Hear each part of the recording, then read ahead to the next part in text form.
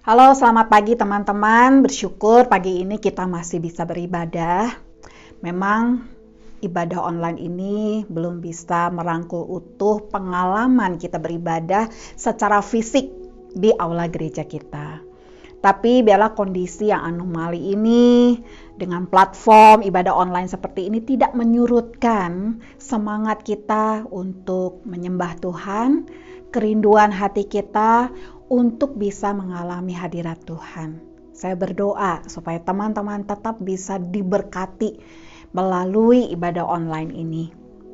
Seperti pemazmur mengatakan, lebih baik 1 hari di pelataramu daripada 1000 hari di tempat lain. Mari kita datang kepada Tuhan, kita sama-sama berdoa. Ya Tuhan, benar bahwa kami merindukan Engkau. Kami rindu sekali beribadah di gedung gereja kami. Kami rindu untuk bertatap muka dengan teman-teman kami. Kami rindu untuk menyapa mereka. Kami rindu untuk menyembah Tuhan. Kami mendengar kembali puji-pujian digaungkan Tuhan di ruang ibadah kami. Tetapi kami sadar kami masih perlu menunggu sedikit waktu lagi. Lebih bersabar dengan waktu Tuhan. Kami mau berdoa Tuhan, kiranya di masa-masa seperti ini, di dalam kerinduan kami akan Engkau, Tuhan jamah hati kami, lembutkan Tuhan, supaya kami tetap mau peka sama Tuhan, tetap mau dengar-dengaran akan firman Tuhan, tetap belajar terbuka dengan apa yang Tuhan mau dan taat melakukan apa yang Tuhan inginkan. Tuhan, ini kami, tolong juga hamba-Mu untuk menyampaikan apa yang menjadi isi hati Tuhan. Hanya dalam nama Tuhan Yesus kami bersehati berdoa. Amin. Teman-teman yang kasih dalam Tuhan, saya hari ini ingin bicara soal menunggu. Menunggu merupakan perkara hidup sehari-hari. Menunggu makanan, dari waktu kita pesen, nunggu ojol datang, menunggu sequel dari film lanjutan. Tentunya menunggu ini bukan perkara yang mudah untuk dilakoni bagi setiap orang. Mungkin juga ada yang merasa, aduh menunggu itu membosankan. Atau menunggu itu, aduh bikin kesel. Tapi bisa juga ada yang sabar. Beragam perasaan berkecamuk di saat kita menunggu. Tapi tahukah teman-teman, menunggu di dalam perspektif Tuhan. Menunggu di dalam perspektif Tuhan itu adalah sesuatu yang pasti. Itu harus ada, karena menunggu itu merupakan bagian dari disiplin rohani untuk pertumbuhan iman dan karakter kita sebagai orang percaya. Menunggu itu tidak boleh di-bypass prosesnya, oleh karena ketidaksabaran ataupun ketidakpercayaan kita. Karena membypassnya hanya menghasilkan orang percaya yang rusuh. Orang percaya yang bertindak dengan cara dan asumsi pemikiran sendiri. Di dalam Alkitab kita melihat ada banyak tokoh yang belajar apa arti menunggu. Mulai dari Abraham, Ishak, Yakub, Musa, Daud, Maria, Marta, Petrus, bahkan Paulus, dan ada banyak lagi tokoh lainnya. Tetapi kita melihat di sini tidak ada orang yang begitu hebat hingga dikecualikan, dan tidak ada orang yang begitu sederhana untuk diabaikan. Semua mengalami dan belajar apa arti menunggu. Saya ingin mengajak kita melihat dari Kisah Rasul pasal 1 ayat 4. Bagaimana murid-murid belajar menunggu. Belajar menunggu. Di sini katakan demikian. Pada suatu hari ketika ia makan bersama-sama dengan mereka, ia melarang mereka meninggalkan Yerusalem dan menyuruh mereka tinggal di situ menantikan janji Bapa. Yang demikian katanya, telah kamu dengar daripadaku. Nah, bagian ini juga merujuk kepada Lukas 24 ayat 49. Jadi keduanya itu paralel. Perlu diketahui bahwa Kisah Para Rasul ini merupakan sequel dari kitab Injil Lukas. Keduanya menandaskan hal yang sama, yaitu apa? Pekerjaan Allah itu tidak berhenti. Tetapi Roh Kudus terus berkarya menindaklanjuti karya keselamatan yang telah diprakarsai oleh Bapa. Sebelum Tuhan Yesus naik ke sorga, Ia memerintahkan para murid untuk tetap tinggal di Yerusalem, menunggu janji Bapa. Nah, masalahnya waktu mereka menunggu, apakah situasinya aman? Sudah tidak, situasi mereka tidak aman. Sikon mereka kritis. Karena apa? Mereka itu adalah saksi-saksi kebangkitan Kristus, bahkan mereka juga akan menyaksikan kenaikan Yesus ke sorga. Nyawa mereka terancam. Karena para elit Yahudi, mereka berusaha keras untuk apa? Menyingkirkan Yesus dan para pengikutnya. Mereka tidak senang dengan progres yang terjadi setelah kebangkitan Yesus. Sepertinya ketika Yesus bangkit itu menjadi trending topik yang begitu ramai pada waktu itu. Sampai-sampai mereka memunculkan berita hoax bahwa jasad Yesus dicuri oleh para murid. Mereka terus mengawasi pergerakan pengikut Yesus. Dan kita melihat di Kisah Para Rasul, bagaimana penganiayaan demi penganiayaan dialami oleh orang-orang percaya. Di sini katakan Tuhan Yesus memerintahkan para murid untuk menunggu. Kita melihat bahwa menunggu ini menjadi sebuah turning point yang penting untuk memastikan pekerjaan Allah di era baru ini meluncur dengan platform yang manusiawi, tapi tetap powerful dan mendunia. Manusiawi, karena apa? Allah tetap memakai orang-orang biasa, para nelayan, ya, pedagang, orang-orang yang biasa.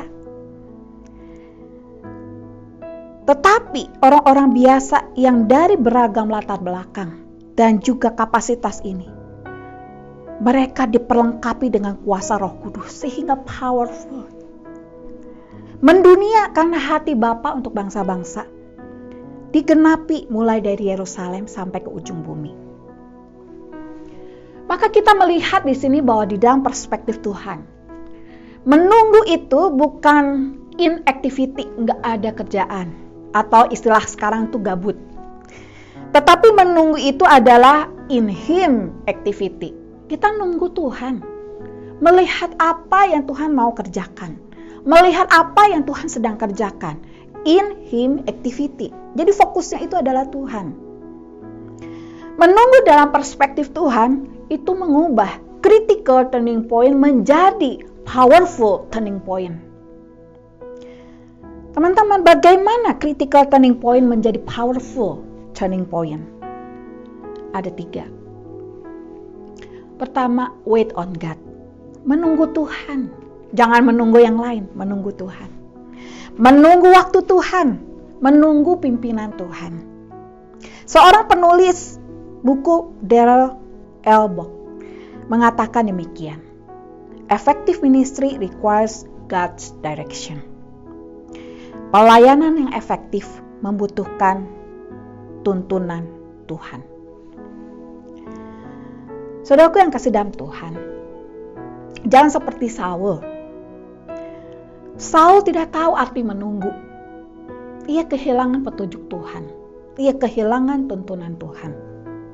Di 1 Samuel 13 ayat 5-14 diceritakan bagaimana Saul itu dan pasukannya itu kocar-kacir. Karena apa? Dalam peperangan melawan orang Filistin datang kembali menyerbu dengan pasukan yang jauh lebih besar, dengan segala perlengkapan yang jauh lebih canggih dibandingkan Israel. Sehingga Saul waktu itu kemudian menunggu di Gilgal sesuai dengan perintah dari Nabi Samuel. 1 Samuel 10 ayat 8 dikatakan demikian. Engkau harus pergi ke Gilgal mendahului aku dan camkanlah. Aku akan datang kepadamu untuk mempersembahkan korban bakaran dan korban keselamatan. Engkau harus menunggu 7 hari lamanya sampai aku datang kepadamu dan memberitahukan kepadamu apa yang harus kau lakukan. 7 hari Saul menunggu. Udah hari ke-7 dia udah tidak sabar, gelisah. Ini kapan Nabi Samuel datang? Ini lihat, rakyat saya udah ketakutan, kocar-kacir, tidak tahu apa yang harus dilakukan, saya ditinggalkan sendirian. Apa yang dilakukan oleh Saul? Dia membypass apa yang seharusnya dilakukan oleh Nabi Samuel. Pelajaran penting bagi orang percaya, belajar menunggu Tuhan. Teman-teman yang kasih dalam Tuhan, sekali lagi saya katakan menunggu itu bukanlah hal yang mudah, bukan. Tetapi saya berpikir bahwa pandemi ini mengajarkan kita sesuatu yang sangat penting. Menggiring kita untuk meninjau ulang relasi kita dengan Tuhan. Sebelum COVID ini melanda, kita ini kan sering berdalih kepada Tuhan dengan alasan, aduh Tuhan saya ini sibuk, aduh Tuhan saya punya prioritas yang lain, aduh Tuhan maaf saya harus kerjain ini dulu. Dan kita merasa tidak ada waktu untuk saat teduh, baca Alkitab, apalagi berdiam diri di hadapan Tuhan. Kita bilang, aduh Tuhan capek. Ya. Sekarang kita tuh disuruh stay at home atau work from home. Apalagi alasan yang mau kita berikan kepada Tuhan. Jadi kita menilik lagi, sebenarnya alasannya bukan karena kita tidak ada waktu. Tapi karena hati kita tidak menyediakan waktu untuk Tuhan. So, teman-teman yang kasih dalam Tuhan. Waktu ini adalah powerful turning point. Momen ini adalah powerful turning point. Menunggu Tuhan. Mari kita bangun lagi momennya. Jangan kehilangan momen. Seperti Saul. Mari kita set up lagi. Waktu doa kita set up lagi. Saat kita membaca firman Tuhan, kita set up lagi waktu untuk bisa bersekutu dengan Tuhan. Mari kita set up lagi momen ini. Mari kita menunggu Tuhan dengan setia. Sehingga ini menjadi powerful turning point. Bagaimana dari critical turning point menjadi powerful turning point? Wait in the right place. Saudara-saudara, di Kisah Rasul pasal 1 ayat 13 dan 14. Setelah mereka tiba di kota, naiklah mereka ke ruang atas, tempat mereka menumpang.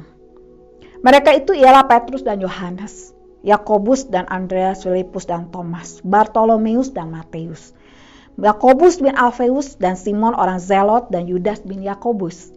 Mereka semua bertekun dengan sehati dalam doa bersama-sama dengan beberapa perempuan serta Maria ibu Yesus dan dengan saudara-saudara Yesus. Apa yang mereka lakukan di upper room di Yerusalem itu? Saya garis bawahi ayat itu. Mereka semua bertekun dengan sehati dalam doa bersama-sama. Dan mereka bersama-sama menyiapkan hati untuk bisa selaras dengan Tuhan. Bersama-sama menyiapkan hati untuk Tuhan. Saudara, apa yang mereka bangun di upper room itu? Ini bukan soal tempat. Ini adalah soal hati. Bagaimana mereka bersatu hati. Mereka membangunnya supaya bisa harmoni selaras dengan Tuhan dan juga dengan sesamanya. Dalam situasi yang genting, orang bisa cari aman dan solusi masing-masing. Kita bisa kerja masing-masing. Tetapi apa yang dilakukan oleh para murid di upper room itu adalah mereka membangun unity. Teman-teman yang kasih dalam Tuhan, kita pun sedang membangun upper room. Mungkin upper room-nya itu bukanlah di atas sebuah gedung atau apa. Tetapi upper room yang kita bangun untuk membangun kesehatian di antara kita. Kita membangun upper room itu di YouTube. Sehingga kita bisa beribadah online. Kita membangun upper room itu. Membangun di IG live stream. Kita bikin persekutuan doa. Supaya kita tetap engage. Kita bangun upper room itu. Kita ngajak teman-teman tetap komit melalui Zoom. Sehingga kita bisa tetap bertatap muka. Kita bisa tetap mengencourage. Kita tetap saling mendoakan satu dengan yang lain. Itu upper room kita. Ini bukan soal platform. Ini bukan soal tempat. tetapi ini adalah soal hati. Saudara, waktu kita bangun upper room ini, YouTube, IG live streaming, Zoom, ini bukan soal mau keren-kerenan. Ini bukan sekedar hanya supaya kita tidak lost contact satu sama lain. More than that, kita lagi bangun hati kita. Kita lagi bangun kesehatian. Kita lagi bangun satu beban yang kudus di hati kita. Sehingga kita bisa bersama-sama melihat apa yang Tuhan sedang kerjakan di sekitar kita dan apa yang bisa kita lakukan sebagai umat percaya. Kita sedang bangun resiliensi, daya tahan. Waktu kita melihat teman-teman kita sedang rapuh, kehilangan harapan, apa yang kita bisa lakukan? Kita engage, kita doakan. Kita bangun upper room itu. Untuk apa? Supaya kita bisa bangun kesehatian. Kita bisa bangun kesehatian dengan Tuhan, dengan sesama kita. Bersama-sama, secara komunitas, tubuh Kristus, gereja Tuhan. Sekali lagi saya ingin mengatakan, wait in the right place. It's not about place. It's not about place. But it's all about our heart. The right heart in the right place. Apa yang Tuhan mau bangun? Hatimu dan hatiku. Bagaimana mengubah critical turning point menjadi powerful turning point? Wait for the power. Lukas 24 ayat 49. Dan aku akan mengirim kepadamu apa yang dijanjikan Bapakku. Tetapi kamu harus tinggal di dalam kota ini sampai kamu diperlengkapi dengan kekuasaan dari tempat tinggi. Seperti yang telah saya singgung sebelumnya, Tuhan Yesus memerintahkan para murid untuk menunggu sebelum launching pemberitaan kabar baik yang dimulai dari Yerusalem, Yudea, Samaria hingga ujung bumi. Apa yang ditunggu oleh para murid? Janji Bapa. Tentang apa? Karya Roh Kudus. Karya Roh Kudus tentang apa? Tentang karya Roh Kudus yang memperlengkapi, menyertai, memberdayakan orang-orang percaya untuk menjalankan dan mengemban misi Tuhan. Kita membutuhkan kuasa Tuhan untuk memberitakan kabar baik. Kita membutuhkan kuasa Tuhan untuk melayani jiwa-jiwa. Kita membutuhkan kuasa Tuhan untuk menanggung dan menahan penderitaan. Kita membutuhkan kuasa Tuhan untuk mengalahkan kuasa si jahat. Kita membutuhkan kuasa Tuhan untuk menolong gereja Tuhan, tubuh Kristus ini, supaya bisa tetap bersaksi tentang siapa Tuhan dan apa yang telah dikerjakannya di dalam hidup ini. Kita menunggu kuasa Tuhan. Kita menunggunya dengan ketaatan. Teman-teman yang kasih dalam Tuhan, kita ingin di dalam proses menunggu ini, critical turning point menjadi powerful turning point. Kita ingin dalam proses menunggu ini bukan soal inactivity, tetapi in Him activity. Dan kita ingin di dalam proses menunggu ini, kita jelas, wait on God with the right heart for God's power. Sehingga engkau dan saya menjadi generasi gabut. Bukan generasi yang gak butuh Tuhan. Bukan generasi yang gak ada kerjaan. Tetapi menjadi generasi butuh Tuhan. So teman-teman, ada kalimat demikian. Don't underestimate what God is doing in your season of waiting. Tuhan sedang bekerja dalam hidup kita. Entah kita sadar atau tidak. Entah kita melihat atau tidak. Tuhan sedang bekerja. Dan biarlah di dalam season of waiting ini, mari kita kembali perbaharui hubungan kita dengan Tuhan. Belajar lagi untuk peka dengan Tuhan. Belajar lagi untuk engage dengan Tuhan. Mari di dalam season of waiting ini, kita tidak kehilangan harapan. Karena kita percaya Tuhan sedang bekerja. Mari kita berdoa. Bapa dalam kerajaan surga, Tuhan terima kasih karena kami diajar apa arti menunggu. Kami harus mengakui Tuhan bahwa seringkali kami menjadi seorang percaya yang tidak sabaran, seorang percaya yang kurang bertanya kepada Tuhan dalam setiap aspek hidup kami. Kami terlalu cenderung melakukan segala sesuatu menurut cara waktu kami sendiri karena kami berpikir itu yang terbaik buat kami. Tetapi ya Tuhan, apa yang terjadi belakangan ini dalam hidup ini mengajar kami pentingnya menunggu. Belajar apa artinya menantikan Tuhan di dalam doa, terus merenungkan firman-Mu, menunggu janji Tuhan untuk digenapi. Satu hal Tuhan kami minta kepadamu, ajar kami untuk tetap percaya, ajar kami untuk tetap berharap. Dan kami percaya bahwa Roh Kudus Tuhan memberikan kami kekuatan untuk menunggu Tuhan. Terima kasih ya Bapa, kami serahkan proses kami belajar menunggu ini ke dalam tangan-Mu. Kami mau mengakhiri ibadah ini dengan mengarahkan hati kami kepada Tuhan. Kiranya kasih dari Allah Bapa, pengorbanan Kristus Yesus di atas kayu salib, penyertaan, pendampingan dari Allah Roh Kudus memimpin hidup kami dari sekarang sampai selama-lamanya. Amin.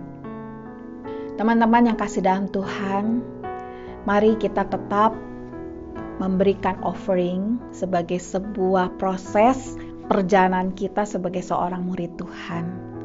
Memberikan offering ini merupakan satu disiplin rohani yang engkau dan saya tetap jalani, tetap kita lakukan dengan setia. Silakan lakukan offering ini dengan sebuah hati yang rela, dan saya percaya tangan Tuhan memberkati teman-teman semua. Tuhan berkati.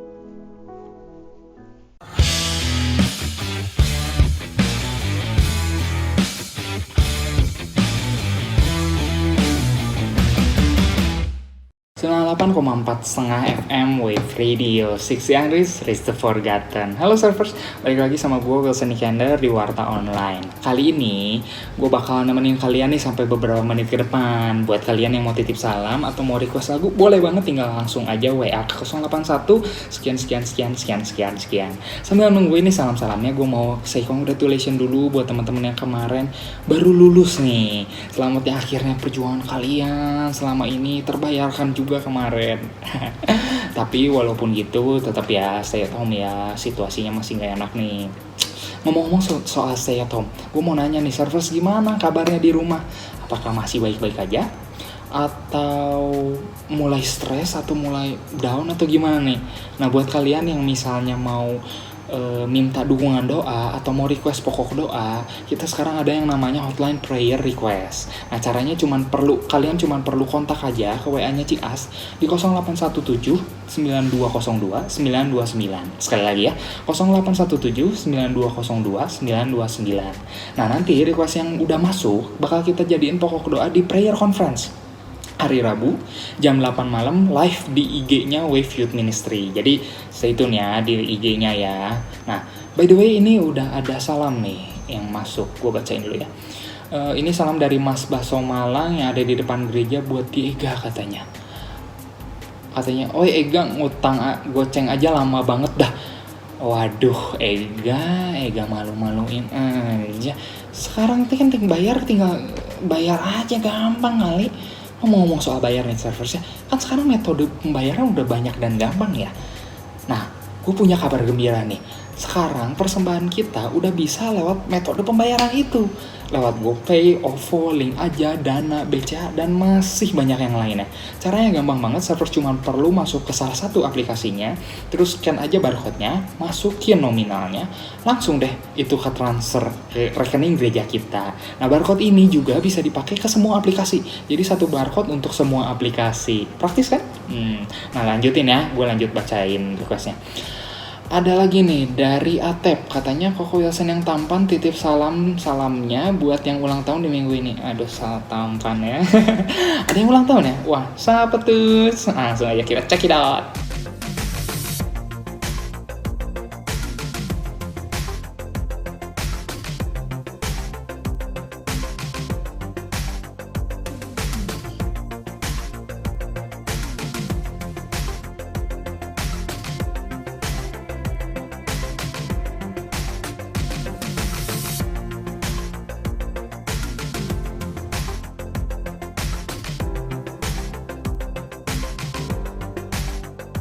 Happy birthday buat servers yang ulang tahun di minggu ini. Semoga di tengah wabah seperti ini kalian masih bisa bertumbuh secara maksimal, bisa dipakai sama Tuhan. Manfaatin waktu kalian sebaik-baiknya. Pokoknya wish you all the best. God bless you. Muah muah muah ya. Ngomong-ngomong nih soal waktu. Ngomong-ngomong soal waktu, ternyata gue udah harus caw nih. Gak kerasa gue udah nemenin kalian dari zaman Majapahit. Ini udah mau ending video soalnya gue harus caw. Tapi sebelum gue caw, gue mau ngingetin kalian dulu untuk stay connected di komit online kalian dan juga di medsosnya Wave. Adanya di mana? Adanya di @waveyouthministry dan @youth1wave. Nah, kalian harus banget follow dan mantengin itu medsosnya karena supaya kita bisa keep in touch, bisa saling support supaya nggak sendirian gitu di rumah bosennya nggak sih, mending main di medsosnya kita ya nggak. Oke deh, kalau gitu gue pamit dulu ya, bye servers, happy Sunday and God bless you.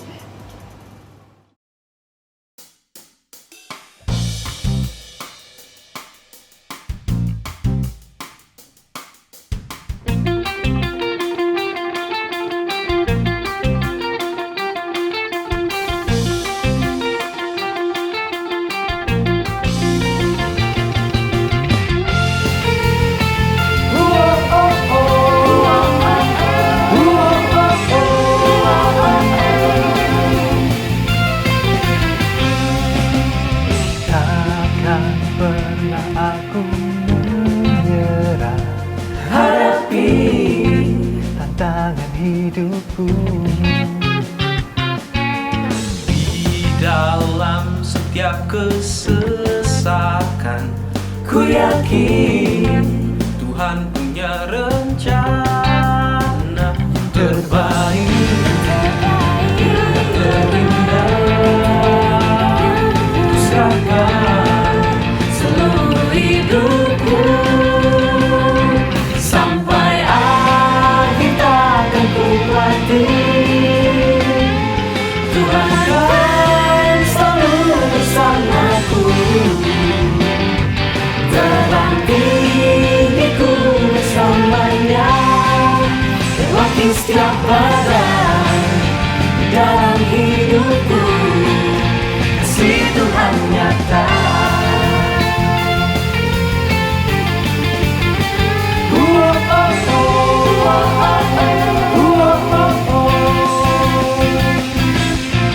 Takkan pernah aku menyerah, hadapi tantangan hidupku. Di dalam setiap kesusahan, ku yakin Tuhan punya rencana terbaik dan terindah. Ku serahkan seluruh hidupku sampai akhir takkan ku khawatir. Tuhan akan selalu bersamaku,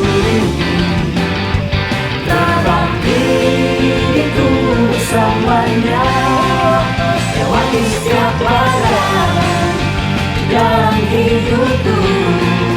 Kasih Tuhan nyata.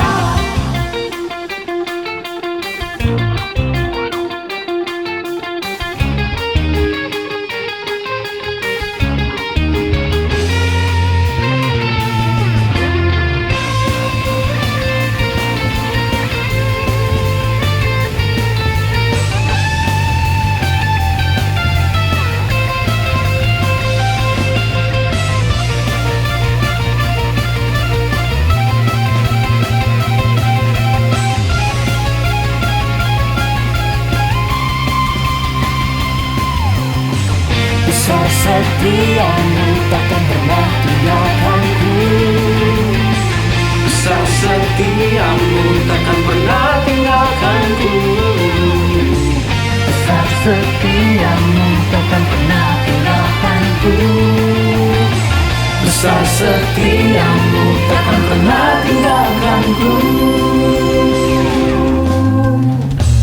Sampai akhir takkan ku khawatir, Tuhan kan selalu bersamaku.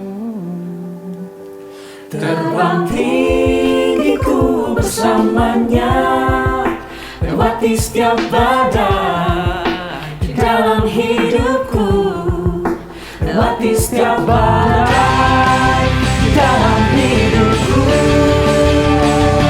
Sampai akhir takkan ku khawatir, Tuhan kan selalu bersamaku. Terbang tinggi ku bersamanya, lewati setiap badai dalam hidupku, lewati setiap badai dalam hidupku. Si Tuhan nyata.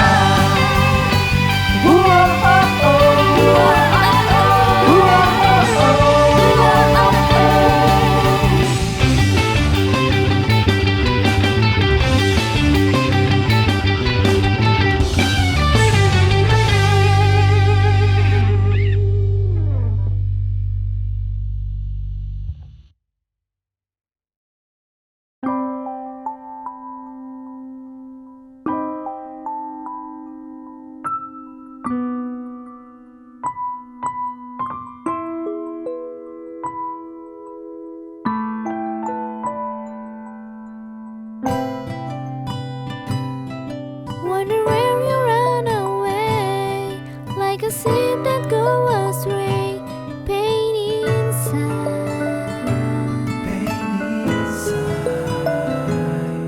It's a hole deep down your heart, fills it up with world desire, so messed up.